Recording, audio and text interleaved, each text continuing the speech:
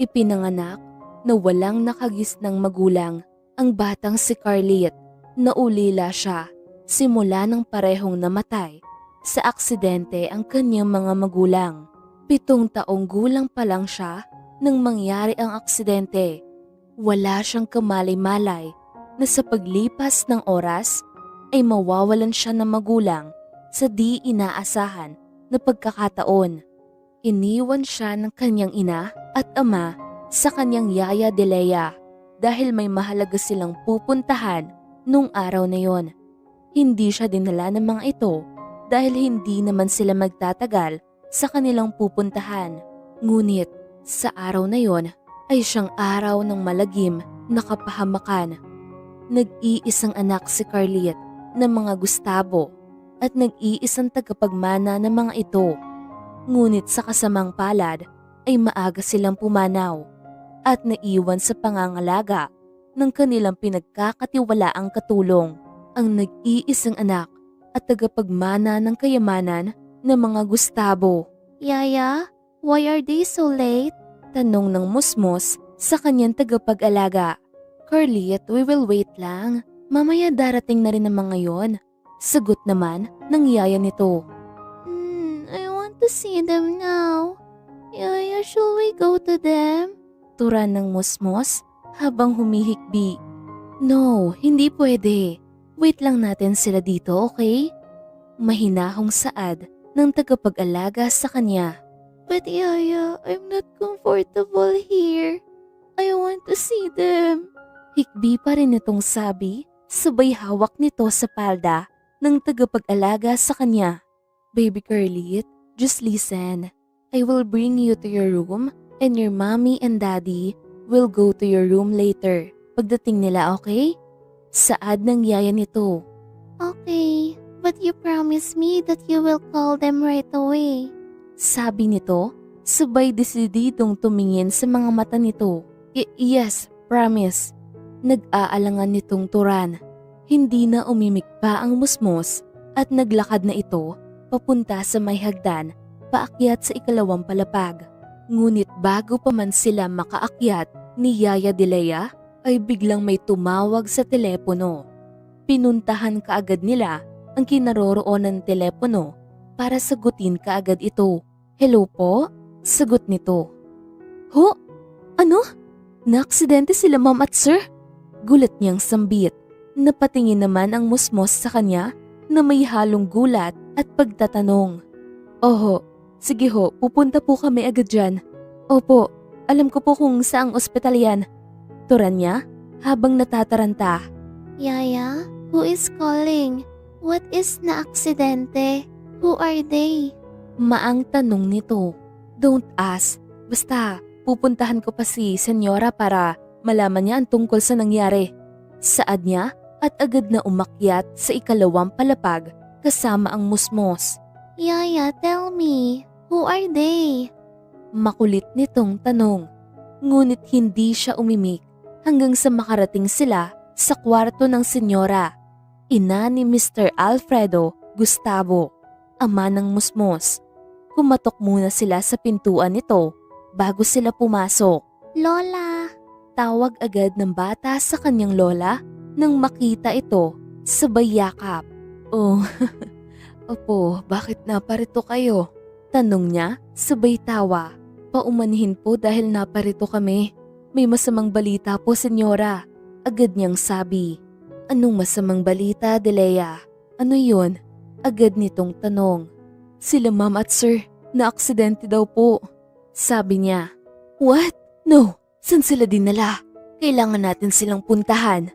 Tura ng matanda, sabay tayo at kuha ng jacket nito.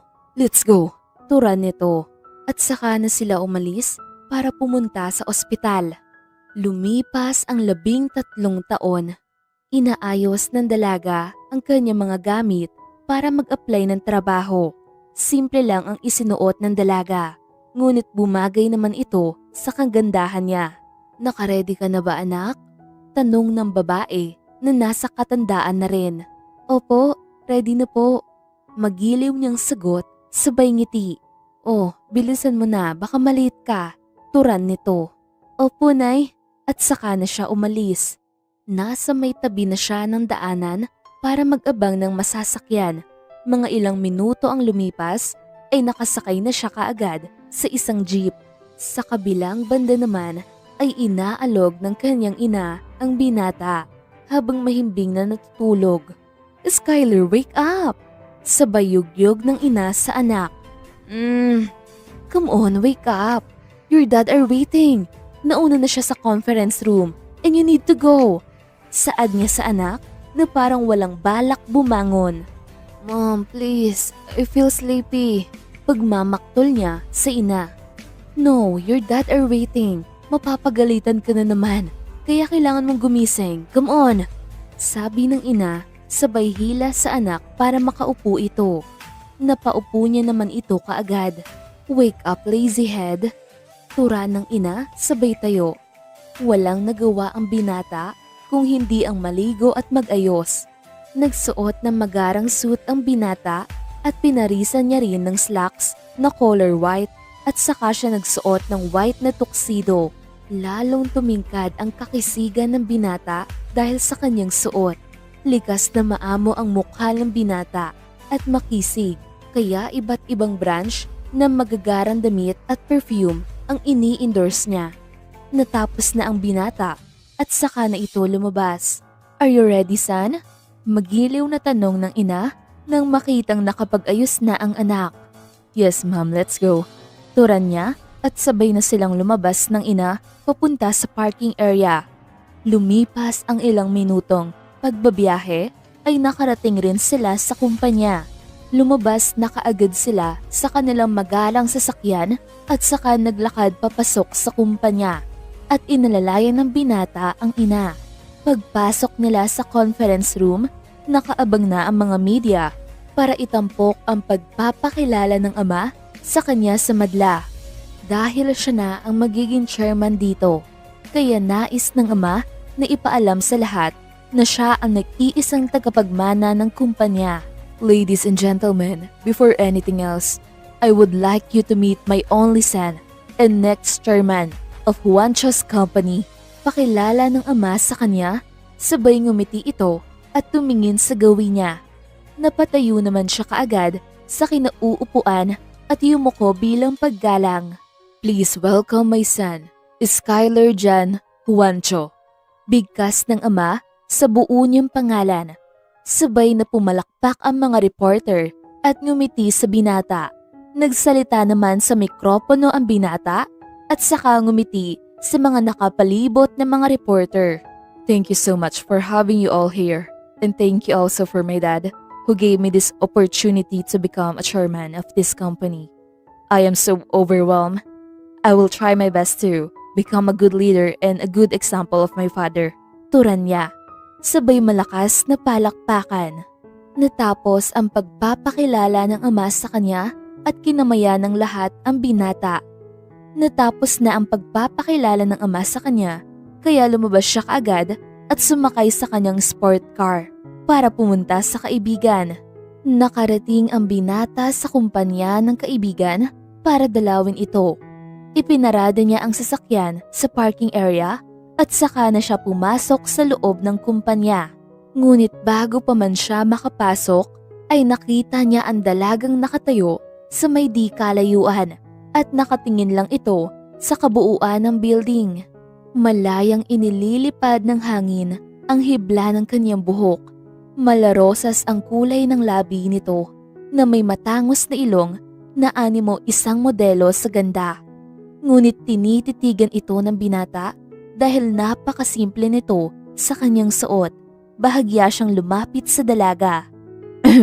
Mukhang sinusukat mo ang taas ng building ah. Pukaw niya sa dalagang nakatingin lang sa building. Pasensya na po. Ito kasi ang unang pagkakataon na makapasok ako sa lugar na ito. Paliwanag niya sa binata sabay tingin dito. Ganun ba? Baka gusto mo samahan kita. Sabi naman ng binata sa kanya. Nako, wag na, baka naabala pa kita. Napapangiti niyang turan. Hindi samahan na kita, baka mawala ka. Pagbibiro niya sa dalaga. Hindi naman siguro ako mawawala dyan. Natatawang saad ng dalaga. So paano? Tayo na? Pag-aanyaya niya sa kanya. Bakit? Staff ka ba dito? Tanong niya. Napaisip ang binata sa sinabi ng dalaga at saka siya tumango dito. Oo, kaya pwede kitang samahan sa loob dahil isa akong staff dito. Sabi niya para pumayag ang dalaga na samahan niya. Sige, tangi niyang sagot at saka na sila sabay na pumasok sa loob. Yuyuko sana ang mga staff at gwardiya sa kanya, ngunit palihim siyang sumenyas ng no para hindi malaman ng dalaga na isa siya sa may-ari ng kumpanya ng kaibigan. Lahat ng nadadaanan nila na nais bumati ay sinesenyasan niya ang mga ito. Alam mo, ito ang unang pagkakataon na makapasok ako dito. Sabay ngiting sabi niya.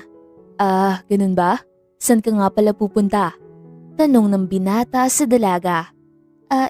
Nais ko sana mag-apply ng trabaho. Kahit janitress lang po. Napapangiting sabi niya. Ganun ba? O sige, samahan kita doon sa loob ng office ng may-ari nito. Turan niya, saka niya iginaya sa loob ng office ni Mike ang dalaga. Pagpasok nila sa loob, ay agad naman bumati ang binata sa kaibigan sabay senyas. Good morning, sir. Kunwaring bati niya. Hey, Sky! At natigilan siya nang magsenyas siya na huwag maingay. Sir, nais niya po kasi mag-apply ng trabaho rito. Putol niya sa nais sabihin ng kaibigan. Nagtaka si Mike dahil tinawag siya nitong sir. Tumingin siya sa mga mata ng kaibigan at nahulaan na niya ang nais ipahiwatig ng kaibigan. Ganun ba? Saka siya tumingin sa napakagandang dilag. May kulay brown ang mata ng dalaga na animo may ibang lahi. Mukhang hindi siyang purong Pinoy. Sir, nais ko po sana mag-apply. Kahit janitress po, paninimula ng dalaga. Napatingin ang kaibigan sa binata na may pagtatanong sa mga mata nito. Sumenyas rin siya ng patango para kunin nito ang dalaga. Sige, dala mo ba ang mga document mo? Resume? Tanong nito sabay upo. Opo, dala ko po. Napapangiti niyang turan. Saka ibinigay ng dalaga ang resume niya. Kinuha naman ito ng binata at tinignan ang mga nakasulat. Saka siya tumingin sa kaibigan na may pagtatanong sa kanyang mga mata. Wait, kausapin ko pa ang staff ko. Saka siya tumayo at lumapit sa kaibigan. What? Takan tanong ng binata. We need to talk. Sabay akay niya sa kaibigan palabas ng office. Nag-usap sila sa may labas para tanungin ng kaibigan. Ano na namang kalokohan nito, Mr. Wancho? Bakit mo ipapasok sa isang janitress ang magandang dilag na yun? Maang tanong nito. Iyon kasi ang gusto niya. Why not? Come on, tanggapin mo na siya. I think she's kind and innocent. Turan niya. Okay, fine. But wait, bakit hindi mo sinabi sa kanya na magkasosyo tayo sa kumpanyang ito? Mahinang tanong ng kaibigan. Basta, please, don't tell her about me. Paalala niya sa kaibigan. Tumango lang ito saka pumasok sa loob ng opisina. Naiwan namang napapangiti ang binata sa reaksyon ng kaibigan. Lumipas ang araw na masaya ang dalaga habang naglalakad sa pasilyo. Hey, mukhang sobrang saya mo ah. Napapangiting gulat sa kanya ng binata. Ha? Andyan ka pala? Takang tanong niya. Stalker ba kita? Pagbibiro ng dalaga sa binata. Hindi ah, napadaan lang ako dito kaya nakita kita. Kunwari niyang sabi. Sinungaling? Natatawang tura ng dalaga. Naku, hindi ah, napadaan lang ako dito. Giit ng binata sa dalaga. Oo na, saan ka nga pala pupunta? Tanong niya dito. Uuwi na, sabay na tayo. Sabi niya sa dalaga. Bakit? Magkapit-bahay ba tayo? Tanong ng dalaga. Ha?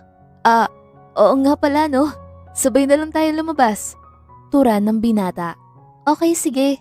Sagot agad ng dalaga. Saka na sila sabay na lumabas ng kumpanya. So, kita na lang tayo bukas? Saad ng binata sa dalaga. Oo, sige. Maraming salamat nga pala ha. Dahil tinulungan mo kong makausap yung nagmamay-ari ng kumpanyang ito. Magiliw na pasasalamat ng dalaga sa binata. Ngumiti naman ng matamis ang binata, saka ito huminto saglit. Walang problema. I am willing to help lalo na sa mga tulad mo na bago pa lang nag-a-apply ng work. Nakangiti niyang sabi. Humarap naman ang dalaga dito, saka gumanti ng matamis na ngiti. Maraming salamat ah. Makakabawi rin ako. Sabihin mo lang pag ikaw naman ang may kailangan.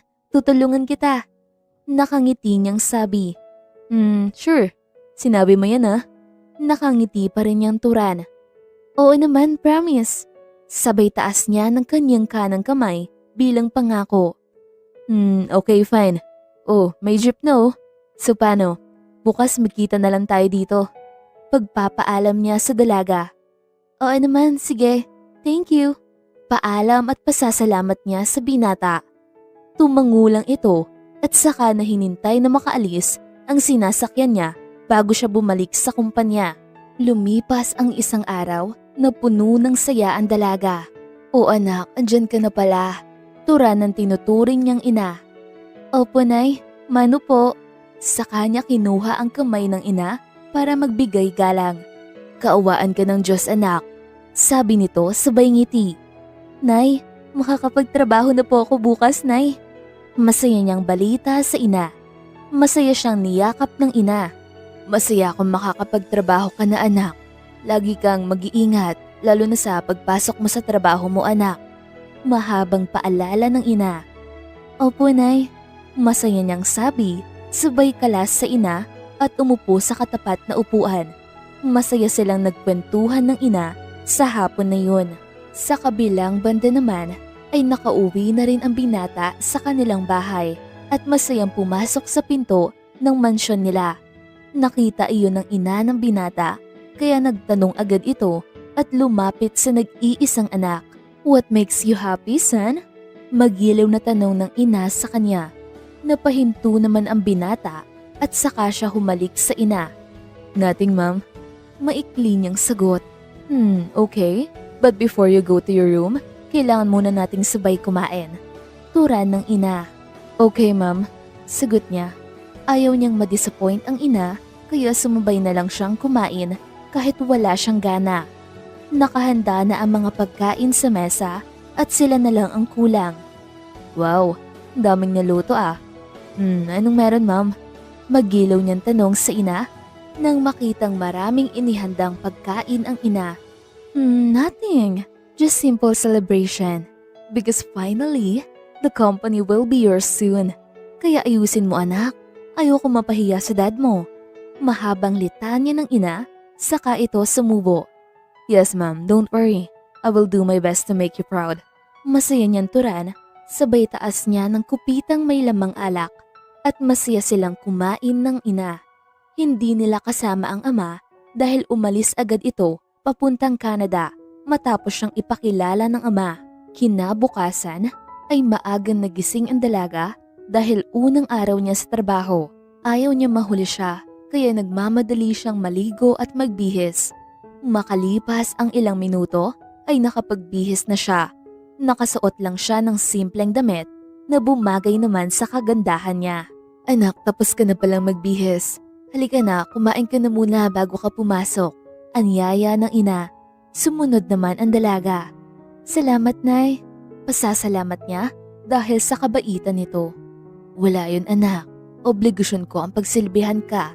Turan niya. Nay naman eh, anong salita yan? Bakit pagsilbihan? Nay, ayaw kong pagsilbihan mo ko dahil ako dapat ang magsilbi sa'yo. Dahil pinalaki mo ako ng maayos. Seryoso niyang sabi sa ina. Napangiti naman ang ina sa sinabi ng tinturing na anak. Hindi mo lang alam kung gaano kita pinagsisilbihan. Hindi ko na nagawa pang umibig dahil pinalagaan ko ang kaligtasan mo mula sa mga sakim na tao. Saad ng ina sa isip niya. Nay, kain na. Putol niya sa pag-iisip niya. Oo anak. Ikaw bilisan mo na at baka mahuli ka pa. Bawi niya sa pag-iisip. Ilang minuto rin kumain ng dalaga at agad na nagpaalam sa ina. Lumipas ang ilang sandali ay nakarating na siya sa kumpanyang papasukan. Sa wakas, makakapagtrabaho na rin ako. at mabibili ko na ang mga pangangailangan namin ni inay. Masaya niyang turan sa isip, sabay tingala sa matayog na building. Naglakad ang dalaga, papasok sa kumpanya. Sandali po ma'am, pacheck po ng bag niyo. Pigil ng gwardya bago siya makapasok sa loob ng building. Nagtaka naman ang dalaga dahil bakit siya hinarang ng gwardya. Po, saka niya binuksan ang bag para ipakita ang laman nito. Ano po ang gagawin mo sa loob ma'am? Tanong nito. Nagtaka ang dalaga dahil hindi naman siya sinita kahapon. Ito po kasi ang unang araw ko para magtrabaho po dito. Paliwanag niya, sabay pilit ng ngiti ang binigay sa gwardya. May ID ka po ba? Naputol ang tanong ng gwardya nang may magsalita sa likuran niya. Papasukin mo siya. Turan ng baritonong boses na nagmula sa kanyang likuran. Natigilan naman ng gwardya at agad na nagbigay galang sa nagsalita. Good morning sir, sorry po. Sagot niya. Are you Carlit Esperanza? Seryosong tanong nito. Opo. Turan niya sabay ko. Okay, let's go. Ituturo ko sa iyo ang magiging trabaho mo. Formal na saad nito. Naglakad ito na animo wala siyang pakialam sa kanya. Sumunod na lang siya sa binata na walang imik. Katahimikan ang namamagitan sa kanila habang naglalakad. Guwapo sana, kaso mukhang suplado. Masyado siyang formal at mukhang tinakluban ng langit at lupa ang mundo niya dahil makikita mo sa mga mata niya ang lungkot. Bulong niya sa kanyang isipan habang naglalakad. Bigla siyang nabangga sa likuran ng binata nang hindi niya napansin na huminto pala ito dahil sa sobrang pag-iisip. Nasapo niya ang noo na tumama sa likuran ng binata. Naku, sorry po sir. Hindi ko po kasi napansin na huminto ka pala. Paliwanag niya sabay harap rito. Formal lang itong nakatingin sa dalaga. Pwede mo nang simulan ang trabaho mo. Ito ang mga gagamitin mo. Walang ekspresyon nitong sabi. Opo sir. Agad naman kinuha ng dalaga ang mga gagamitin niyang panglinis. I have more instructions. Kailangan every morning, lilinisan mo ang office ko. At bago ka umalis, kailangan ipaalam mo sa akin to make sure na tapos mo na ang trabaho mo.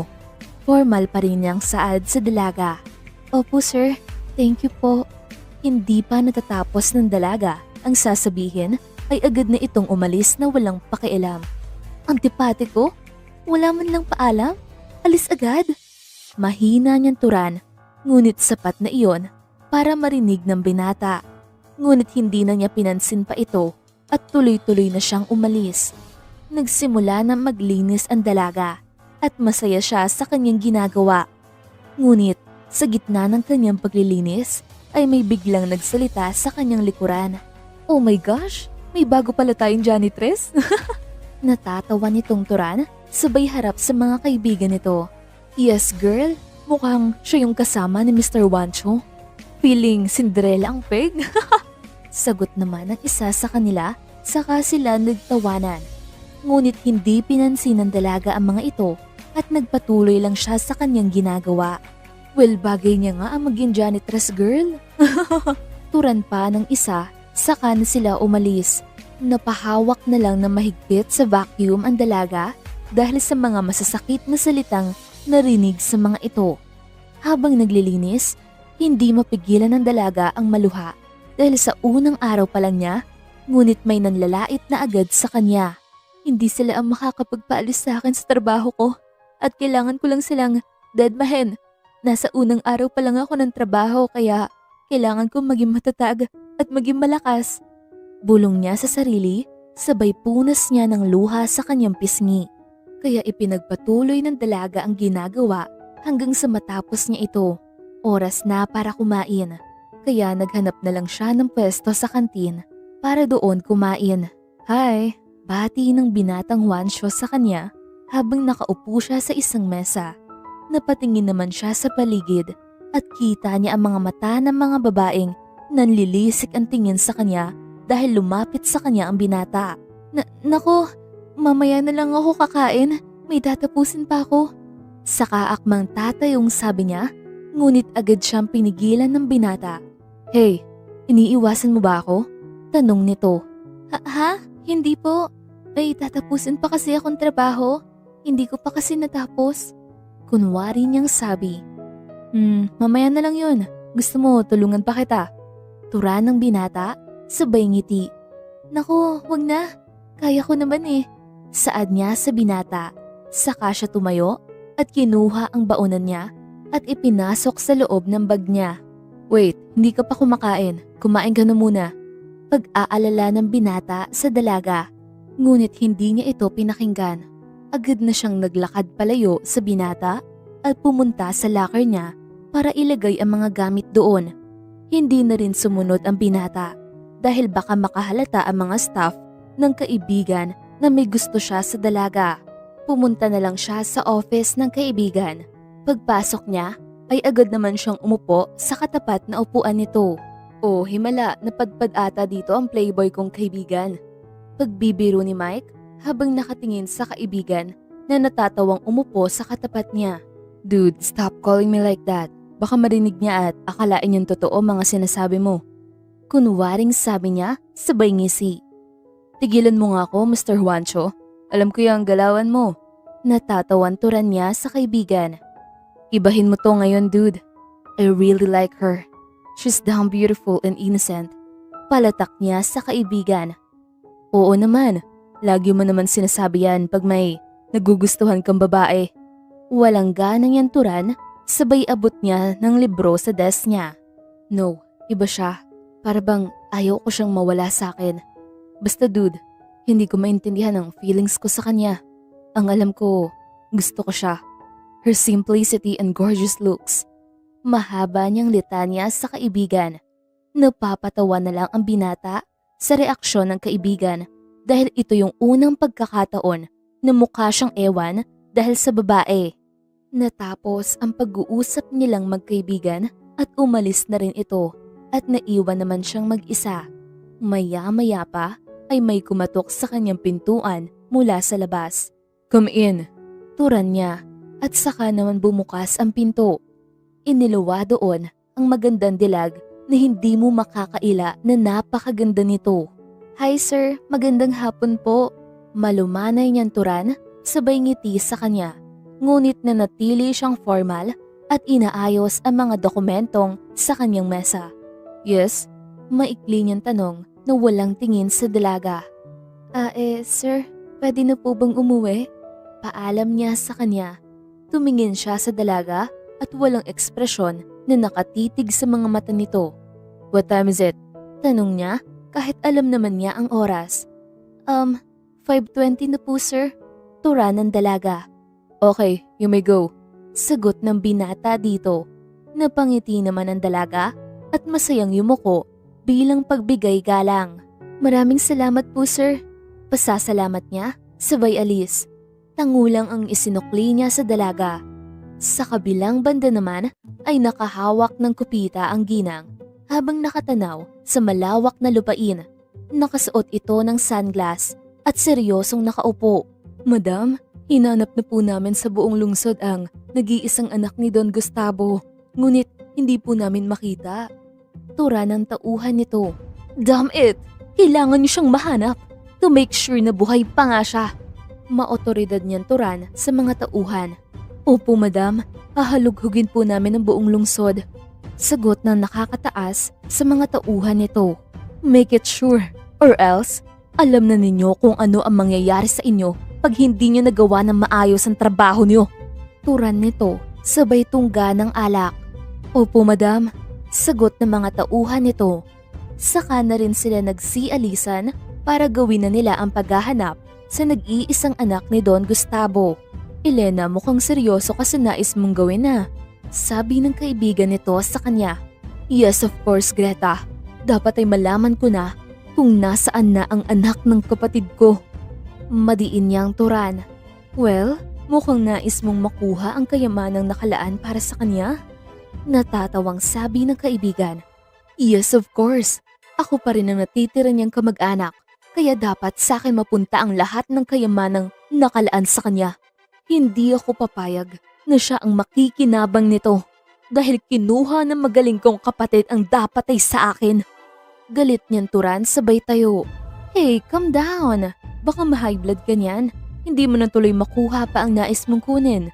Natatawang palatak ng kaibigan. I will make her life miserable. Like how her dad do this to me. Gigil niyang saad. Bumalik sa kanyang alaala ang lahat na nangyari kung bakit gusto niya maghiganti sa kapatid. Kuya, please forgive me for what I've done. Pagmamakaawa niya sa kapatid. No, you ruin everything that I want you to be just for that man. Sigaw ng kapatid dahil hindi matanggap ng kapatid na mahulog siya sa isang lalaking anak ng magsasaka. Kuya, you don't understand. Nagawa ko ito dahil mahal ko siya. Ayaw kong mawala ang batang ito dahil mahal ko si Carlo, kuya. Umiiyak niyang paliwanag sa kapatid. I will not allow that. Kung gusto mo ang lalaking yan, pues wala akong ibibigay sa'yong galing sa pamilya natin. Kahit isang kusing. Just go. Sumama ka sa lalaking yun. Sigaw niya sa kapatid. Saka niya ito kinaladkad palabas ng gate nila. No! What are you doing, kuya? Kuya, no! Please! Forgive me! Paghingi niya ng tawad. At simula sa araw na yon, ay sinumpa niya sa sarili na maghihiganti siya sa kapatid dahil sa ginawa nito. Sa kabilang banda naman ay pumasok ng maaga ang dalaga sa trabaho dahil ayaw niya maabutan siya ng boss sa loob ng office nito na naglilinis. Maaga siyang pumasok at naglinis sa loob ng office ng boss. Ngunit bago pa man siya matapos, ay dumating na ito kaagad. Tumayo siya sa upuan at pinunasan ang taas ng bintana, ngunit di inaasahan ng dalaga na ma-out of balance siya at mahulog siya. Ngunit bago pa siya mahulog, ay agad siyang sinalo ng binata, dahilan para hindi siya mahulog ng tuluyan. Napatingin ang dalaga sa mga mata nito at nagkatitigin sila ng ilang minuto.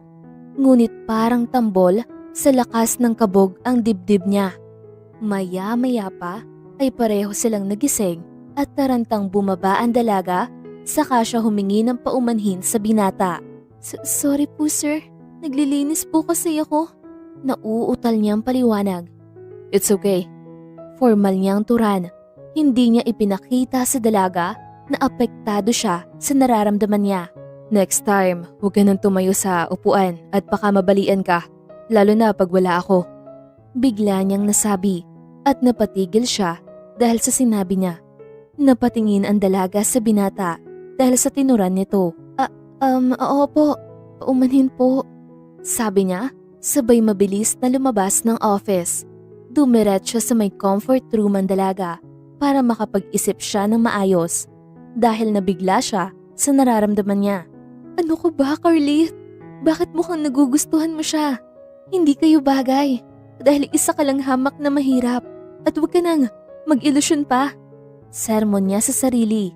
Maya-maya pa ay natigilan ang dalaga nang may marinig siyang nag-uusap sa labas ng pintuan.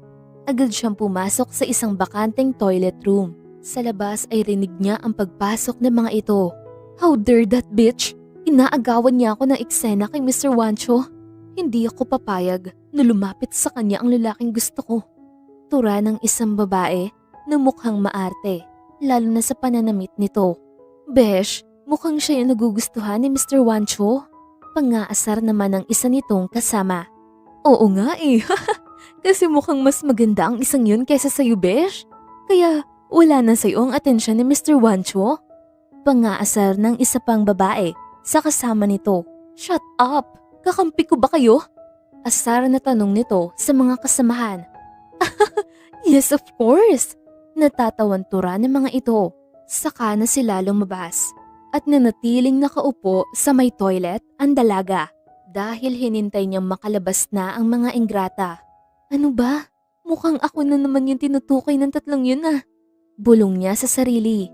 Nang mapagtanto niyang wala na ang mga ito, ay saka na rin siya lumabas at dumiretso sa may harapan ng salamin para pagmasdan ang maamo niyang mukha. Hayaan mo na sila, Carlit. Focus ka lang sa trabaho mo. Turan niya sa kanyang sarili, saka siya lumabas. Sa kabilang banda naman ay tinawagan ni Elena ang anak ng kanyang kaibigan na isang tycoon. Nais niya makipagkita dito para sa isang business proposal. Hello? Sagot sa kabilang linya. Mike, this is your tita Elena. Pakilala niya kaagad sa kabilang linya. Yes, tita. Why? Maikli nitong tanong. I just want to talk to you personally. If it's okay, son?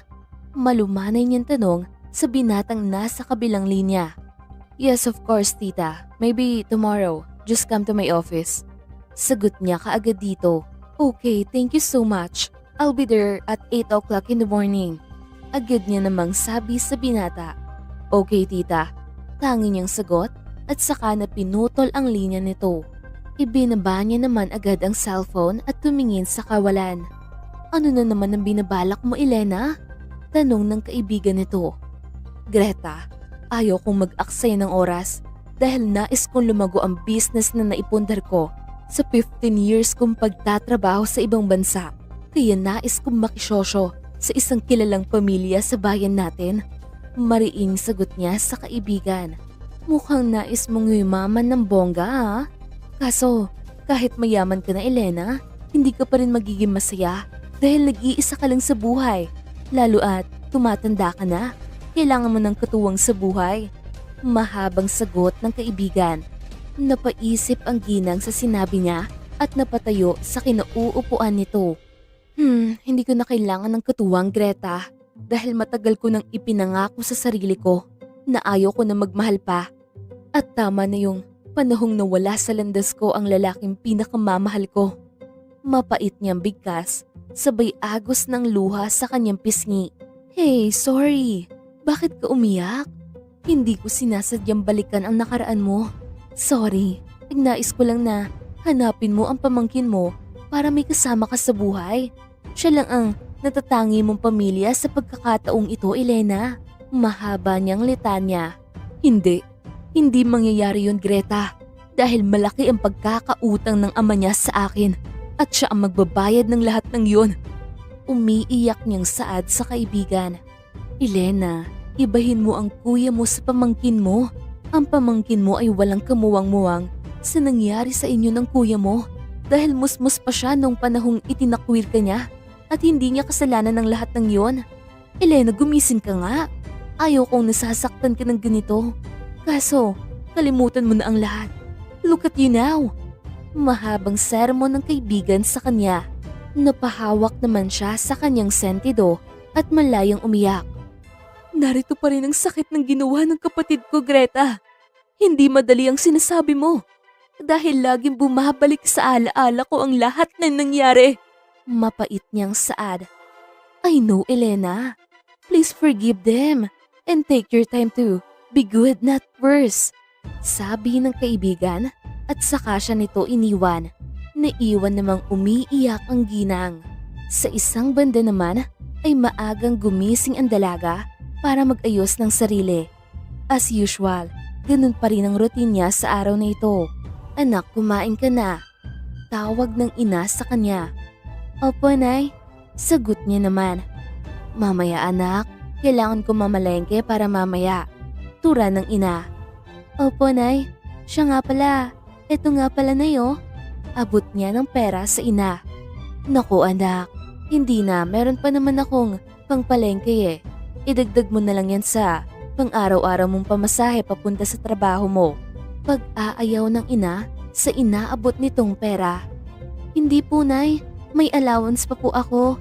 Idagdag mo na lang ito sa mga kailangan mong bilhin para dito sa bahay. Pagpupumilit niya sa ina.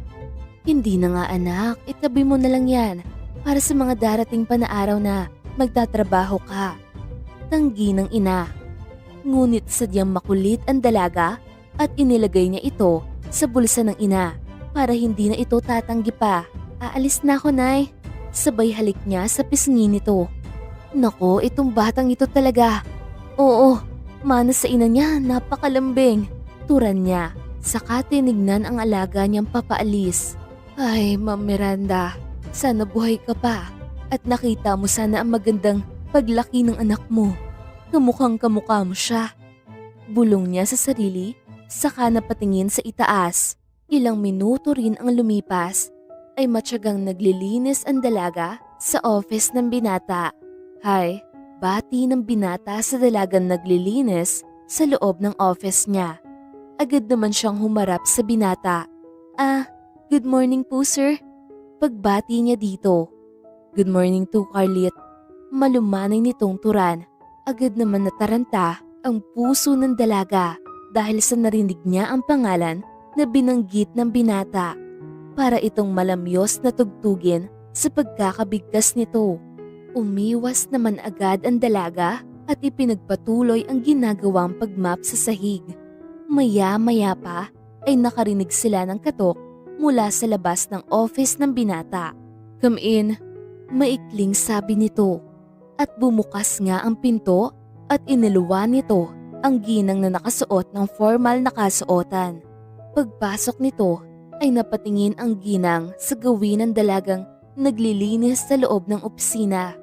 Pag-angat ng dalaga ng paningin ay nagtama ang paningin nilang dalawa at mukhang ang gaan ng pakiramdam ng dalaga sa ginang na pumasok. Ngumiti siya rito. Tita, napaaga ka yata. Tura ng binata sa tinawag nitong tita. Yes, iho. Gusto kasi kitang makausap ka agad. Turan nito. Ngunit hindi pa umaalis ang titig ng ginang sa dalaga. Who is she? Curious nitong tanong sa binata. She is Carlit. Maikli niyang sagot. Sir, aalis na po ako. Paalam ng dalaga dahil mukhang may mahalaga silang pag-uusap. Tumangulang ang binata sa kanya at agad naman siyang lumabas. Ngunit hindi maalis sa isipan niya ang mga titig ng ginang sa kanya kanina na mukhang may galit o pananabik sa kanyang mga mata. Ngunit hindi na ito pinansin pa ng dalaga dahil ayaw niya mag-isip pa ng kung ano-ano. Lumipas ang mga araw na natapos niya ang lahat na gawain. Umupo na muna siya sa isang bakanting upuan sa may waiting area. Nais niya magpahinga muna doon. Hi, bati ng kung sino sa kanyang tabi. Napaangat ang tingin niya dito. Oh, ikaw pala. Turan niya nang makita ang binatang alam niyang may lihim na gusto sa kanya. Ngunit kaibigan lang ang turing niya dito. Bakit nandito ka? Maang nitong tanong, sabay upo sa kanyang tabi. Ngunit umiwas ang dalaga at umurong para hindi sila masyadong magkalapit. Nagpapahinga lang ako. Sagot niya. Gusto mo ihatid na lang kita? Siguro naman tapos na ang trabaho mo. Pagmamalasakit ng binata, ngunit umayaw ang dalaga dahil hindi pa siya nakakapagpaalam sa boss niya. Naku, wag na. Marami namang sasakyan dyan eh. At saka, bakit ngayon ka lang pala? Tanong niya agad sa binata dahil ilang araw niya rin itong hindi nakita. Naging busy lang kasi ako eh. Sagot ng binata. Ganun ba?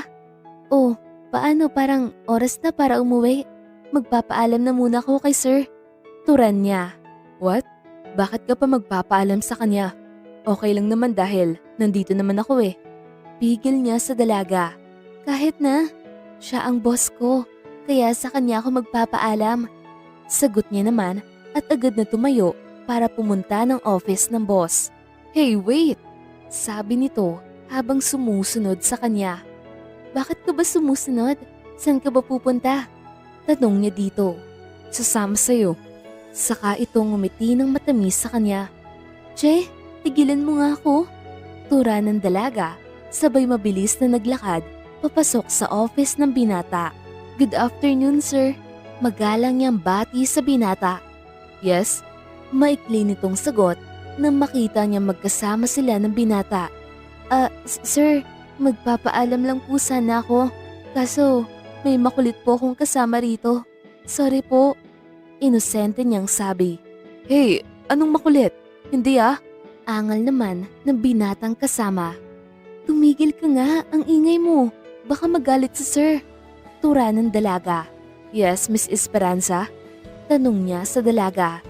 Sir, maaari na ba akong umuwi? Paalam niya dito. Yes, pwede na. Sagot niya naman. Biglang nawala sa mood ang gwapong binata dahil kasama ng dalaga ang kaibigang playboy. Kaya hindi siya masyadong kampante na kasama ito ng dalaga. Mr. Sky, I want to talk to you. Sabi niya para makaiwas ang dalaga dito dahil mukhang naiirita ito pag lumalapit ito sa kanya. What? Takang tanong nito. Maiwan ka na muna dito. Turan niya. Walang nagawa ang binata at naiwan nga siya at umalis na kaagad ang dalaga. Sa kabilang banda naman ay, Greta, I saw a girl that Miranda's look alike at kapangalan siya ng pamangkin ko. Sumbong niya sa kaibigan. Really? Huwag mong sabihin na galit pa rin ang nasa puso mo. Tura ng kaibigan. Yes, of course. But when I saw her, she's so gorgeous at kamukhang kamukha siya ni Miranda. But her eyes, nakuha niya ang ganda ng mata ng Kuya Alfredo, Greta. I know na, siya na yung matagal kong hinahanap. The way she smiled, I remember Kuya Alfredo's smile. Tura niya. Kailangan mo munang alamin kung siya nga talaga dahil marami naman tayong ka-look-alike sa mundong ito. Saad naman ng kaibigan. Maybe you're right. Kailangan ko munang alamin kung siya nga talaga ang hinahanap ko. Kailangan ko siyang ipa-DNA test. Sagot niya naman. DNA? Mukhang mahihirapan ka sa bagay na yun, Elena. Dahil hindi naman basta-basta ang makuha ng blood sample niya para ipa-DNA. Dahil magtataka siya kung sasabihin mo sa kanya. Litanya ng kaibigan. Napaisip ang ginang kung paano niya magagawa ang plano na hindi nalalaman ng dalaga. Sa kabilang banda naman ay inaayos ng dalaga ang mga gamit ng binata sa kanyang mesa at napatingin siya sa larawan na nasa mesa nito. Makikita mo ang binata na masayang nakangiti at nakaakbay sa babaeng masaya ring nakangiti sa larawan. Biglang nakaramdam ng kirot ang dalaga sa kanyang puso nang makitang may nobya na pala ang lalaking lihim niyang minamahal. Hinawakan niya ang larawan at saka hinaplos ang larawan ng binata habang nakangiti. Hindi alam ng dalaga na ilang minuto siyang tinitignan ng binata sa may pinto. Lihim ring nagagalak ang binata dahil sa reaksyon ng dalaga sa kanyang larawan. Are you done? Kunwari niyang tanong, saka sumeryoso para hindi mapansin ng dalaga na lihim siyang nasasayahan sa paraang pagtitig ng dalaga sa kanyang larawan. Ha? Opo sir, tapos na po. Natataranta niyang sabi, sabay balik niya ng larawan sa may mesa. Akmang aalis na sana ang dalaga, ngunit biglang humarang ang binata sa daraanan niya. Lalong lumakas ang tambol ng dibdib ng dalaga dahil sa pagharang ng binata sa kanya. Sir, aalis na po ako. Halos pabulong niyang bigkas, saka napatitig sa mga mata ng binata. I have something to ask. Tura ng binata, sabay corner niya sa dalaga sa may tabi ng mesa at napaurong ng bahagya ang dalaga. Ngunit napagtanto niyang mesa na pala ang nasa likuran niya. Napalunok ang dalaga dahil sa sobrang lapit ng binata sa kanya. Langhap niya ang napakabangong pabango nito. Ano po yun, sir? Nauutal niyang tanong, sabay kagat niya sa kanyang labi. Lalong nagustuhan ng binata ang paraan ng pang-aakit ng dalaga sa kanya. Bakit mo tinititigan ng picture ko? Seryosong tanong niya, sabay lapit niya pa sa dalaga at langhap ng binata ang mabangong girly perfume nito. Gustong gusto ng binata ang amoy ng dalaga. Para bang lalo siya nagkakagusto sa dalaga. Wala po. Maikling sagot niya. Sabay napasinghap siya dahil sa sobrang lapit ng binata. Really? You know, I think I like. Bulong niya, sabay haplos niya sa buhok ng dalaga. Nagulat ang dalaga sa sinabi ng binata. Excuse me. Galit na sabi ng kung sino sa likuran nila. Kita nito ang paglapit nilang dalawa. Napatayo naman agad ang binata, sabay harap dito. Oh, Mr. Wancho, ikaw pala. Formal nitong sabi. Matiim itong nakatitig sa binata, ngunit hindi niya ito pinansin. Carliet, let's go. Galit nitong tawag sa dalaga. Hindi pa tapos ang trabaho ko, Kyler. Tura ng dalaga, ngunit lumapit ang binata sa dalaga at akmang hihilahin ito, ngunit agad na tumayo si Mike para pigilan ito. What are you doing, Mr. Wancho? Galit niyang pigil sa nais nitong gawin. You don't care, and don't try to steal my girl. Galit nitong turan sa binata. Hey, are you crazy? She is not yours. Galit ring sagot ng binata sa kaibigan. Tumigil na nga kayo. Walang sino man ang nagmamay-ari sa akin. Lalo na ikaw. Sabay turo niya kay Skylar. Inis siyang lumabas sa office at kinuha agad ang mga gamit para umalis na. Natulala naman ang dalawa at hindi nakaimik. Umalis na lang rin ang binata para sundan ang dalaga. Nakita niyang papaalis na ang dalaga at pinigilan niya ito. Wait, I'm so sorry Carly. Paghingi niya ng tawad sa dalaga dahil sa nagawa. Tumigil ka na nga Skylar. Kahit kailan hindi magiging tayo. Kaya tigilan mo na ako. Galit niyang saad sa binata. Sabay para niya ng jeep.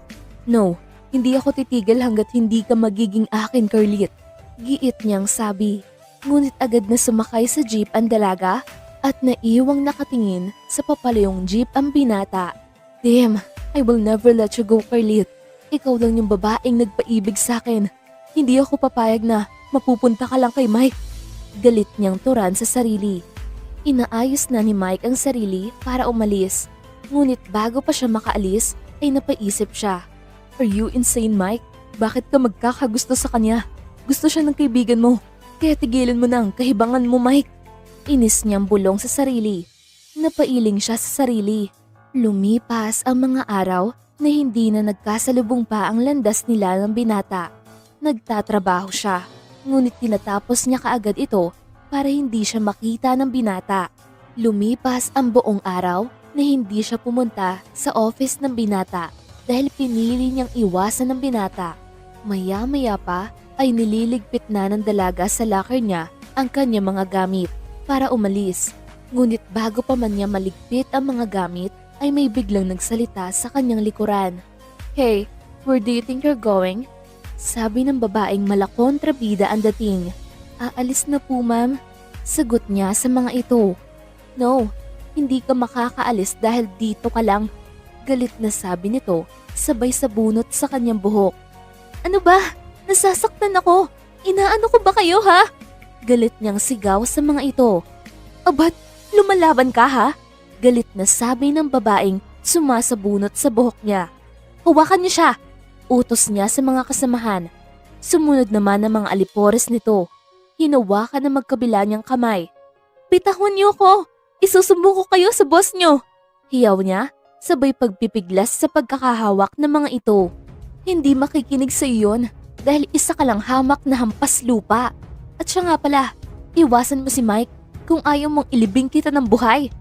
Hiyaw niya, sabay sapak sa kanya ng babae. At saka nito hinila ang mga buhok niya. May naiwang ilang hibla ng buhok sa kamay ng babae matapos siyang sabunutan. Para magtanda ka, so stop flirting with him.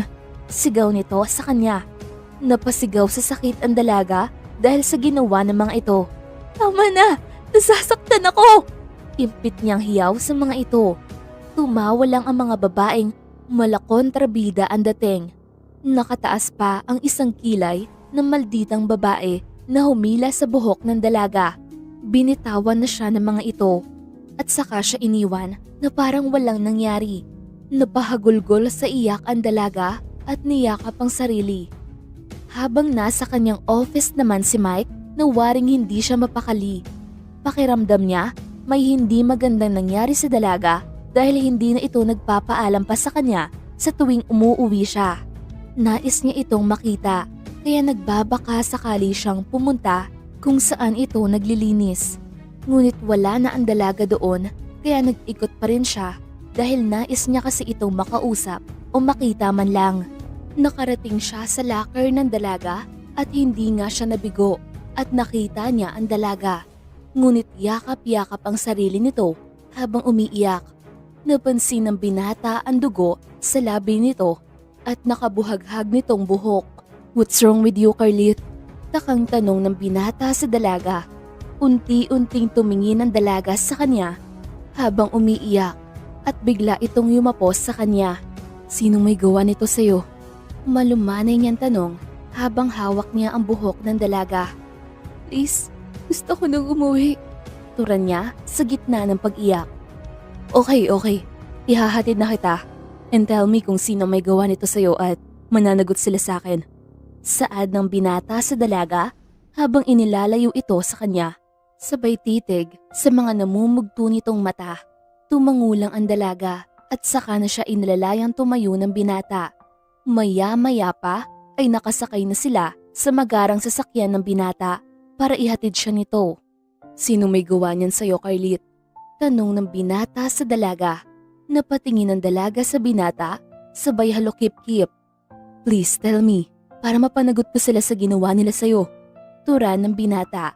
Sinabi ng dalaga kung sino ang mga nanakit sa kanya at nagalit ang binata sa ginawa ng mga ito. Sa kabilang banda naman ay nakaupo sa mahabang sofa ang ginang habang kausap ang mga babaeng inutusan para saktan ng dalaga at kumuha ng hibla ng buhok ng dalaga.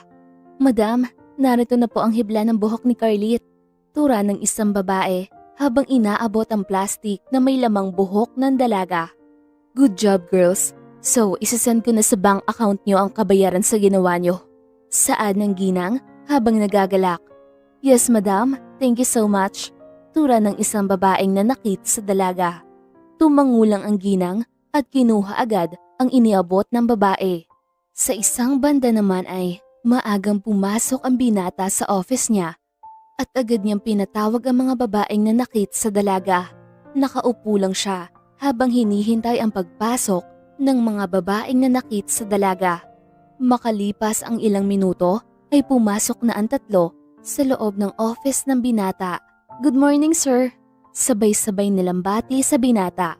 Sino sa inyo ang nanakit kay Miss Esperanza? Seryosong tanong ng binata. Wala ni isang nagsalita sa kanila dahil pareho silang takot. Walang aamin? Okay, fine. I will report this to the police at doon na kayo magpaliwanag. Tura ng binata. Naku sir, wag po. Aamin na po kami. Agad na sagot ng isa dahil mukhang takot na ito. So, who did this? Tanong ulit ng binata. Sir, ako po. Voluntaryong pag-amin ng babaeng nanakit sa dalaga. At bakit mo sinaktan si Miss Esperanza? Seryosong tanong ng binata, sabay tayo. Siya po kasi ang nauna, sir. Sinabihan niya akong malandi dahil nagpapakyut po daw ako sa'yo. Kahit hindi naman eh. Kaya nagalit po ako at nagawa ko po yun sa kanya. Kunwaring sabi ng babae. Oo nga po, sir. Totoo po yun. Really? At saka binuksan ng binata ang TV para makita ang mga pag-uusap at ginawang pangbubugbog ng babae sa dalaga. At nagulat ang tatlo sa nakita at narinig dahil rinig nila ang bawat katagang sinabi nila sa dalaga at pananakit nila. Nagkatinginan ng mga ito ng may takot. So, tapos na tayo mag-usap. Just leave. Galit na sabi ng binata habang matiim na nakatingin sa mga ito. Sir, patawarin niyo po kami. Please po.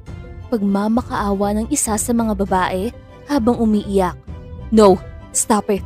Get out! Sigaw niya sa mga ito. Napaiyak ang mga babae habang papalabas ng office ng binata. Walang nagawa ang mga babae at dumating na rin ang mga pulis na tinawagan ng binata para sa karampatang parusa sa mga ito. Sa kabilang banda naman ay natapos nang nag-ayos ang dalaga nang tinawag siya ng ina mula sa labas. Anak, tapos ka na bang magbihes? Tanong ng ina nito mula sa labas. Opo, Nay. Lalabas na po ako. Sagot niya naman mula sa loob. Bilisan mo at may bisita ka. Turan naman ng ina niya. At natigilan ang dalaga dahil sa sinabi ng ina. Sinong bisita? Wala naman akong inaasahang bisita. Bulong niya sa sarili. Kaya agad siyang lumabas para tignan kung sino ito. Paglabas niya, nakita niya si Mike na nakaupo sa may sala habang kausap ang ina niya. Anong ginagawa niya dito? Maang niyang tanong sa isip. Lumapit siya sa mga ito. Good morning po, sir. Ano pong ginagawa mo dito? Takang tanong niya. Nais sana kitang imbitahang lumabas kung okay lang sa'yo at sa nanay mo. Pagpapaalam ng binata sa dalaga. Napatingin naman ang dalaga sa ina. Ngumiti ito at sumang-ayon. Oo naman, iho. Pwedeng-pwede. Magiliw nitong sagot sa binata. Masayang ngumiti ang binata habang nakatingin sa dalaga. So, paano? Pwede daw, sabi ng nanay mo. Turan nito na may galak. Okay po. Maikli niyang sagot. Sumama na nga siya sa binata at pumunta sila sa isang magarang restaurant para doon kumain. Ito yung unang pagkakataon na makapasok siya sa ganitong lugar. Have a seat. Turan ng binata habang inaayos ang upuan niya. Ngumiti lang ang dalaga at nahihiyang umupo. Sir, mukhang mamahalin po ang mga pagkain dito. Halos pabulong niyang sabi sa binata. Natawa naman ito sa sinabi ng dalaga. It's okay, Carlit. And please, stop calling me sir pag nasa labas tayo. Pwede bang Mike na lang? Saad ng binata sa dalaga. Napatingin ang dalaga sa mga mata ng binata dahil mukhang seryoso ito. Tumango na lang siya sa sinabi nito. So, let's order. Sabi niya sa dalaga. Nakatayo na ang mga waiter sa tabi nila para maghintay kung ano ang o-orderin nila. Sir, Mike, pwede bang ikaw na lang ang mag-order? Hindi ko kasi alam kung anong mga lasa ng pagkain dito. Pabulong nitong sabi sa binata. Napangiti naman ang binata sa sinabi niya. Okay, fine, sabi niya. At umorder na nga siya ng pagkain nila. Hindi nila alam na may nagmamanman sa kanila mula sa di kalayuan. How dare you, Mike? Inagaw mo ang babaeng gusto ko. Sabi nito sa sarili habang matiim na nakatingin sa dalawa na masayang kumakain. Lumipas ang ilang minuto ay masayang nag-uusap ang dalawa nang may biglang lumapit na babae sa kanilang kinaroroonan. Hey Mike! Agad na sabi ng babae. Napatingin naman ang binata rito at nakilala kung sino ito. Natalie, what are you doing here? Takang tanong niya dito. I'm just with my friends. Turan niya. Napatingin naman sila sa gawi ng mga sinasabi niyang friends. Mga mukhang sosyal ang mga ito na mukhang mga anak ng mayaman. Okay, maiksing sagot ng binata. Can you join with us? Tanong nito, sabay pulupot sa kamay ng binata. No, Natalie. I have my company with. Pag-iwas niya sa babae. Come on, Mike. Siya na ba ang babaeng ipinalit mo sa akin? Inis nitong sabi dahil hindi siya pinagbigyan ng binata. Not now, Natalie. Don't ruin my day with her. Galit niyang saad sa babae. Walang nagawa ang babae kung hindi ang padabog na umalis.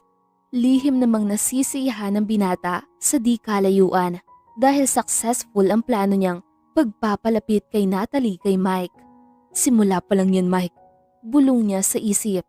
Sa kabilang banda naman ay pina-DNA test na ng ginang ang buhok na nakuha sa dalaga at nakuha niya ang test result ng dalaga. Pagtingin niya ay napalaki ang mga mata niya dahil hindi nga siya nagkakamali. Pamangkin niya nga ang babaeng nagtatrabaho bilang janitress sa company ng kaibigan. Carlit, ikaw nga talaga ang nawawalang anak ni kuya na matagal ko nang hinahanap. At ngayon ay nakita na kita.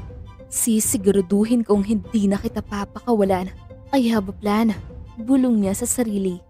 Thank you, Doc. Pagpapasalamat niya sa doktor na nagbigay ng test result. You're welcome, ma'am. Sagot naman nito. At agad namang umalis ang ginang para simulan ang plano. Nais niyang hanapin ang bahay ng dalaga para doon magsimulang hikayatin ang pamangkin para sumama sa kanya. Sa kabilang banda naman ay inihatid na ng binata ang dalaga pauwi sa bahay nila. Bago pa man makababa ang dalaga ay kinuusap muna siya ng binata. Carlit, I am so sorry about Natalie. Paghingi niya ng paumanhin sa dalaga. Okay lang po. Nakangiti niyang sambit, ngunit may kirot sa puso niya dahil ex-girlfriend pala yun ng binata. Yun yung babaeng kasama ng binata sa larawan na nasa table niya na nakita niya. Mukhang hindi pa nakaka-move on ang binata dahil naroon pa ang larawan nila ng babae. Natalie is my past relationship, but we broke up because of misunderstanding. Tura ng binata, saka ito tumingin sa dalaga. Para siyang natutunaw sa mga titig ng binata at lalong nagpakabog ng dibdib niya. Ganun ba? Sorry dahil sa akin mukhang nasaktan ng ex-girlfriend mo. Sagot niya. No, don't say sorry dahil wala ka namang kasalanan eh. Natalie is just a past relationship, so I don't care about her. Carlit, ikaw ang gusto ko. Sabi nito nang nakatingin sa kanya. Hindi malaman ng dalaga kung ano ang gagawin. Dahil sa mga sinasabi ng binata, lalo siyang na-tense dahil sa pagkakasabi nitong gusto siya ng binata. Carlit, I don't know why, kung bakit kita nagustuhan. Hindi ko alam kung bakit ikaw yung babaeng nagustuhan ko ng sobra. Halos pabulong nitong Turan. Napatingin ng dalaga sa binata dahil hindi siya makapaniwala sa mga sinasabi ng binata. Baka nabibigla ka lang sa mga sinasabi mo, Mike. Wala pa akong lalaking nagugustuhan. Sabi ng dalaga, sabay bulong na halos marinig ng binata. Pero sa'yo ko lang yun naramdaman. Hinawakan ng binata ang pisngi niya, saka ito nakipagtitigan sa kanya. Carlit, I will protect you. Sabi niya, sabay unti-unting lumapit sa labi ng dalaga para halikan ito. Napapikit naman ang dalaga nang maramdamang lumapat ang malambot nitong labi sa labi niya. Napapayakap siya sa batok ng binata dahil nagugustuhan niya ang mga halik nito. Carlit, stop it! Bulong ng utak niya, ngunit hindi sumusunod ang katawan niya sa dikta ng utak niya dahil sadyang nagugustuhan niya ang mga halik na yon. Maya-maya pa ay biglang nagising sa katotohanan ng dalaga kaya agad siyang bumitaw sa binata. Bababa na ako. Tangi niyang nasabi. Agad naman niya binuksan ang pinto ng sasakyan at saka bumaba. Walang magawa ang binata kung hindi ang tignan ang pag-alis ng dalaga dahil nasa ilalim pa siya ng impluwensya ng kanyang nararamdaman. Damn, why did I do it to her? Bulong niya sa sarili. Napahawak na lang siya sa manibela ng sasakyan at saka na siya umalis. Sa kabilang banda naman ay kinausap ni Skyler si Natalie na kunwaring makipagbalikan siya sa kaibigan nito at pag nagawa niya iyon ay babayaran niya ito ng malaking halaga. Nakipagkasundo naman ang babae sa kanya para makuha lang ang perang pinag-usapan nila ng binata. So, kailan ako magsisimula, Mr. Juancho? Formal na tanong ng babae sa binata. As soon as possible. Gawin mo sa lalong madaling panahon dahil ayaw kong agawin niya ang babaeng gusto ko. Saad ng binata. Okay, fine. I'll call you pag nakausap ko na si Mike. Tura ng babae at saka na ito tumayo para umalis. Okay, maaasahan kita, Natalie. Saad ng binata, sabay nakakalokong ngiti sa babae. Yes, of course, Mr. Juancho. Sabi nito, sabay ganti niya ng ngiti sa binata. Nagkamayan muna sila bago umalis ang babae at naiwan namang mag-isa ang binata at kinuha ang isang bote ng alak at tinungga ito. Sa isang banda naman ay masayang kumakain ng mag-ina sa loob ng bahay nila nang biglang may kumatok sa kanilang pintuan. Nay, may kumakatok. May inaasahan ka bang bisita ngayon, Nay? Tanong niya agad sa ina. Naku, wala anak. Wala naman si Marites dyan sa bahay nila. Sa isang araw pa daw yun darating. Sagot naman ng kanyang ina. Baka po bill ng tubig, Nay. Tangi niya na lang nasabi. Tumayo na agad ang ina para pumunta sa may pinto at para pagbuksan kung sino yung kumakatok. Pagbukas niya ay laking gulat ng ina. What a small world, Delea. Tura ng babaeng nakasuot ng sunglass at maarteng ngumiti ito sa ginang. Elena, anong ginagawa mo dito? At paano mo na lamang dito kami nakatira? Takang tanong ng ginang sa maarteng babae. Well, kahit magtago pa kayo sa ilalim ng lupa, hahanapin at hahanapin ko kayo, Delea. Inis nitong Turan na halos pabulong nitong Turan. Nay, sino po yan? Maang tanong ng dalaga nang mapagtantong medyo natagalan ang ina sa pakikipag-usap sa kung sino. Oh hi, Carlit. Don't you remember me? Kunwaring mabait niyang sabi sa dalaga. Nagulat ang dalaga dahil hindi niya alam kung bakit pumunta sa kanilang tahanan ang ginang. Ma'am, ano pong ginagawa mo dito? Takang tanong ng dalaga dahil nakilala niya ito dahil sa kumpanyang pinagtatrabahuhan niya. Tiyahin ito ni Mike. Well, nais sana kitang imbitahan pumunta sa bahay ngayon dahil may mga mahahalaga tayong pag-uusapan, Carlit. Formal na sabi ng ginang sa kanya. Lalong nagtaka ang dalaga dahil sa mga sinasabi nito. Ano po ang ibig mong sabihin? Bakit po kailangan natin mag-usap? Utos po ba to ni Sir Mike? Inosenteng tanong ng dalaga. No, it's all about your past and about you and me. Sagot nito. Ano? Maangyang tanong. Anak, huwag mo siyang pakikinggan dahil hindi siya mabuting tao. Tura ng kanyang ina sa kanya. Nay, ano po bang mga sinasabi niyo? Bakit mo nasabi ang ganyan sa kanya? Kilala mo po ba siya, Nay? Naguguluhang tanong ng dalaga. Delea, come on, tell her. Huwag mo nang itago dahil lalabas rin ang katotohanan. Saad ng ginang sa kanya. May alam ka po ba na hindi ko alam, Nay? Lalo na sa kanya. Tanong ng dalaga, sabay tingin sa ginang. Anak, matagal ko na tong gustong sabihin sa'yo. Kaso, inuunahan ako ng takot. Paninimula ng ina. Nay, sabihin mo na po dahil nalilito na po ako. Naiiyak na tanong ng dalaga. Anak, siya ang kapatid ng ama mo. At lalong hindi ako ang tunay mong ina, anak. Ipinagkatiwala ka ng lola mo sa akin bago pa man siya mawala sa mundong ito. At pinalayo niya tayo dahil ayaw niya makita tayo ng tiyahin mong yan. Dahil baka kung anong gawin sa'yo. Mahabang paliwanag ni Delea sa dalaga. Po? Naguguluhang tanong niya, sabay agos ng luha sa kanyang pisngi. Sa buong buhay ko, isa lang palang kasinungalingan ang lahat. Bakit hindi mo sinabi sa akin ang lahat, Nay? Bakit itinago mo? Umiiyak niyang tanong sa ina. Anak, ayaw kong malaman mo ang lahat para sa kapakanan mo.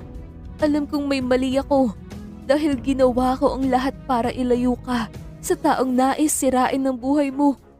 Umiiyak niyang sabi sa dalaga. Napatingin ang dalaga sa ginang. Tama na yung drama niyo. Kailangan niyong sumama sa akin. Lalo ka na, Carlit.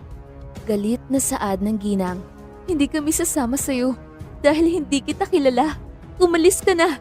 Galit na sabi ng dalaga sa ginang. Kung ayaw niyong masaktan, sumama na kayo. Galit nitong utos sa kanila. Tigilan mo na tong kahibangan mo, Elena. Huwag mong ibundon kay Carlit ang lahat ng pagkakamali ng kapatid mo at ang pagkakamali mo. Sita ng ina dito. Ngunit sinampal siya ng ginang. Dalhin siya. Utos niya sa mga tauhan nito na nakatayo lang sa may pinto. Saan mo kami dadalhin? Tanong ng dalaga sa tiyahin. Ngunit hindi na ito sumagot pa at agad na lumabas ng bahay para sumakay sa nakaabang na sasakyan. Dinala sila ng mga tauhan nito sa kabilang sasakyan at pinaharurot palayo ang sinakyan nilang kotse. Sa kabilang banda naman ay inaayos na ng binata ang kanyang gamit at aalis na sana. Ngunit biglang may kumatok sa pinto ng office niya. Come in, turan niya. Kaya agad namang pumasok ang babaeng nakasuot ng daring na damit na halos luwa na ang dibdib nito. Hi, bati nito nang makapasok na sa loob ng office. Natalie, anong ginagawa mo dito? Takang tanong ng binata. Wala lang, gusto kitang makita, Mike. Sabay lapit niya sa binata. No, stay away from me, Natalie. Naparito ka ba para akitin ako? Galit niyang sabi sa babae. No, of course. Namiss lang kasi kita, Mike. Kunwaring sabi niya, sabay lumapit ng tuluyan sa binata at pinulupot ang mga kamay nito sa batok niya. Ngunit inalis agad ito ng binata at tinulak ng bahagya. Get out! Sigaw niya sa babae. Mike, bakit mo ba ako? Naputol ang sasabihin niya nang galit na nagsalita ang binata. I said get out! Inis nitong sabi. Walang magawa ang babae kung hindi ang lumabas na lang. Napahawak naman sa kanyang sentido ang binata dahil naiinis siya sa babae. Paglabas ng babae ay agad niyang hinanap ang cellphone at inis na tinawagan ang binatang nag-utos sa kanya. Skyler, I'm done. Ayaw ko na. Kahit anong gawin ko, hindi na talaga ako gustong balikan pa ni Mike. So stop being naive, Sky. Turan niya. What?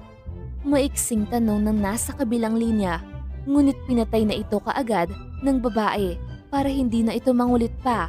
Sa kabilang banda naman ay nakarating na sila sa isang magarang bahay na mukhang walang nakatira at mukhang inabandona na bahay. Dinala sila sa loob ng bahay na iyon at iginapos silang dalawa ng itinuring niyang ina.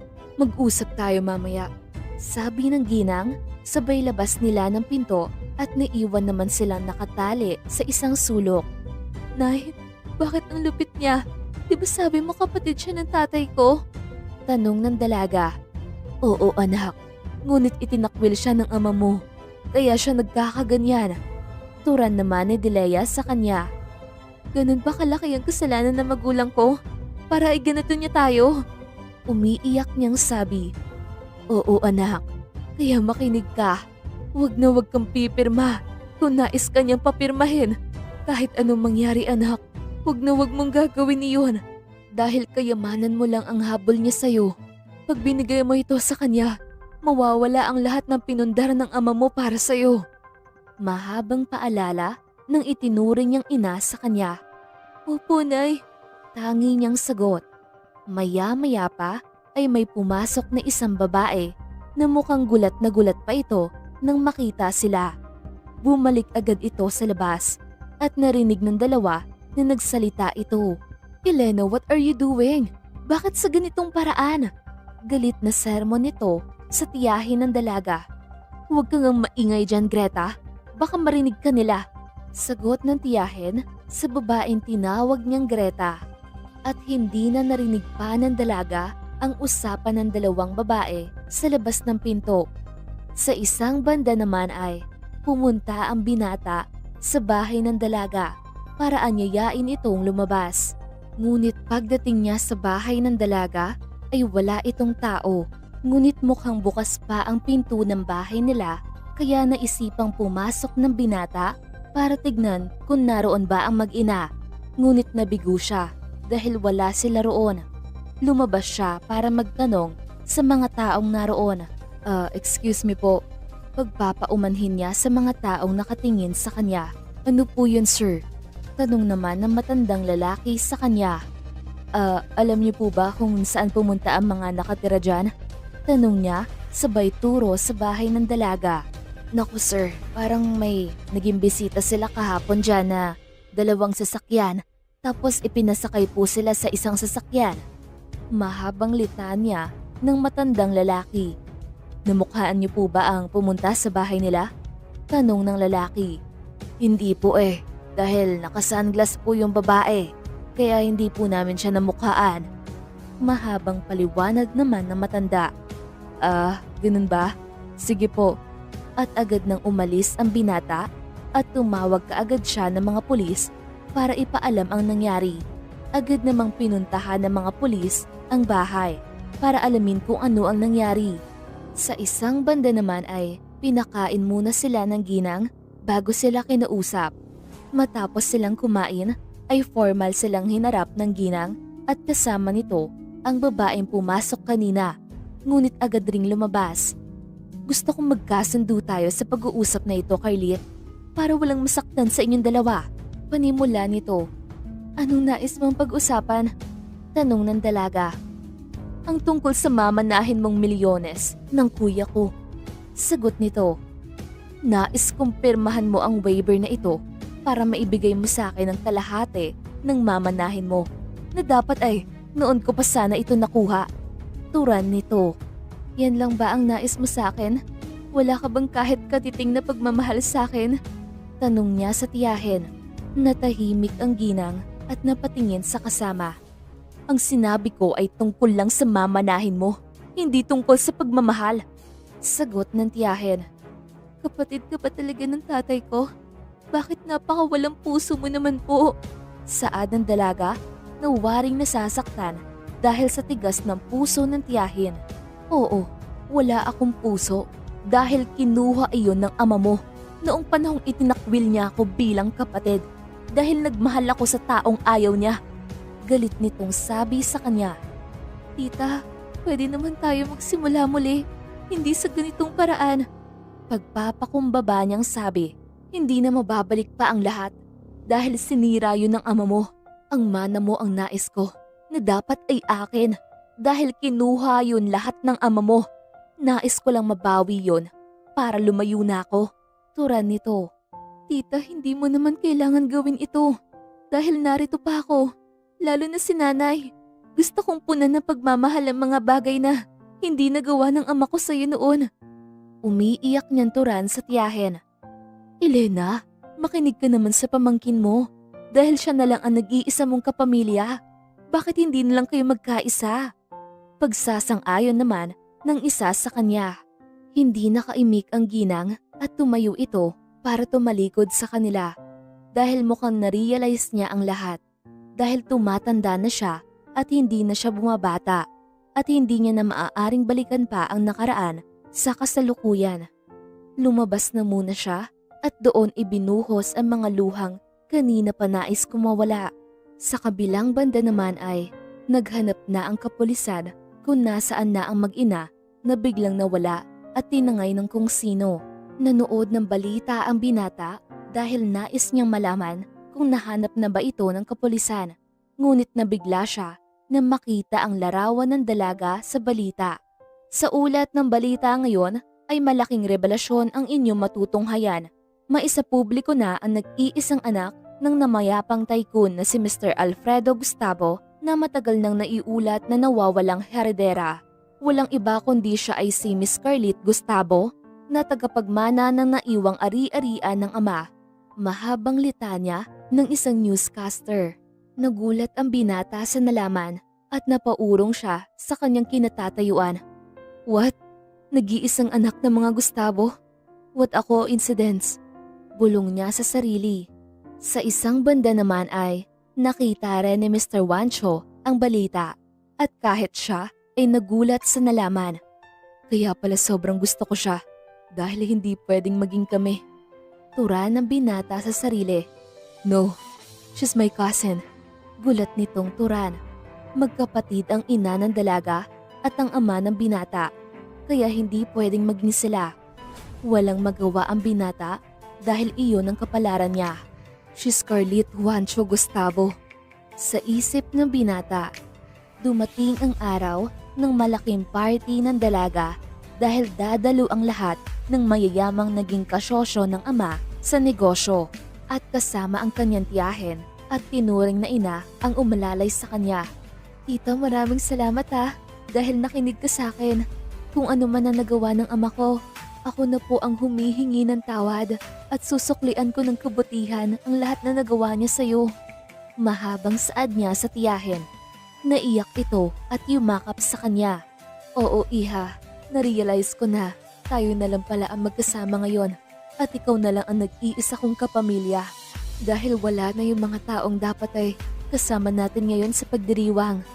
Tura nito, sabay pahid niya sa luha sa pisngi niya. Tama na po tita, masisira ang beauty mo niyan. Sabi niya, saka ito ginantihan ng yakap. Dumating na ang oras para humarap siya sa mga taong dadalo sa party. Nakasuot ng simpleng gown na kulay red na may mga kumikinang na bato na bumagay naman sa kagandahan ng dalaga. Nagmukha tuloy siyang modelo sa suot nito. Good luck iha, tura ng tiyahin niya. Opo, saka siyang ngumiti sa mga ito. Bumaba na siya sa hagdan at sinalubong siya ng malakas na palakpakan. Sa unang pagkakataon ay ngayon niya lang naranasan. Kinakabahan siya, ngunit hindi niya ito pinapakita sa madla.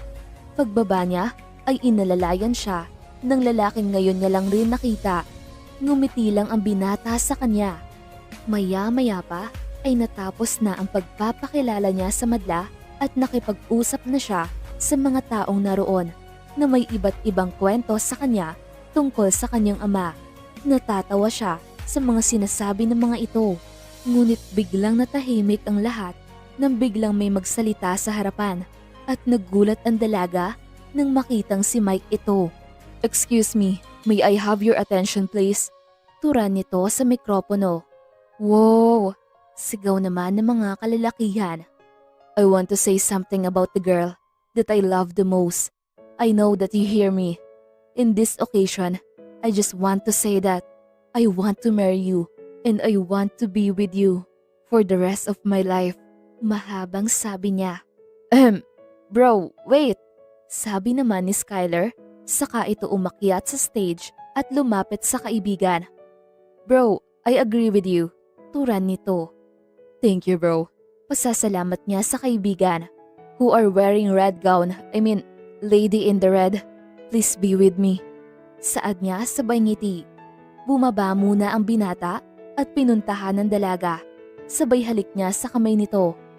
Mike, bakit dito? Na-surprise mo talaga ako. Natatawang sabi niya sa binata. Carlit, simula noong una kitang makita, doon na muling tumibok ang puso ko. Kaya hindi na kita gusto pang pakawalan. Dahil mahal kita. Saad ng binata sa dalaga habang nakatitig sa mga mata ng dalaga. Mike, ano ka ba? Nakakahiya. Bulong niya sa binata. Trust me, mahal. Sabi nito sabay luhod. Will you be my wife?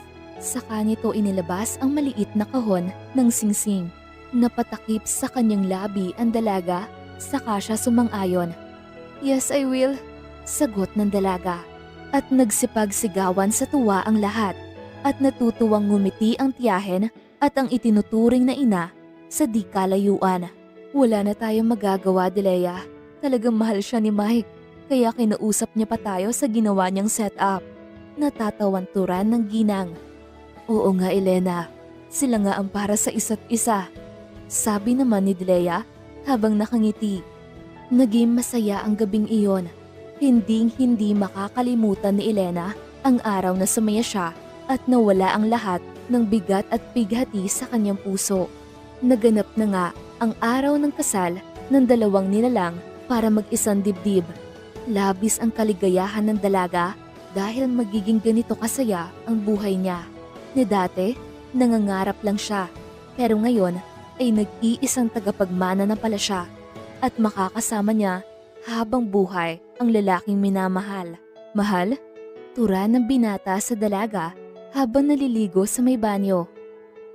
Teka, sabi ng dalaga, ngunit agad na pumasok ang binata sa loob ng banyo. Sabay na tayong maligo, sabi ng lalaki habang nakatingin sa dalaga.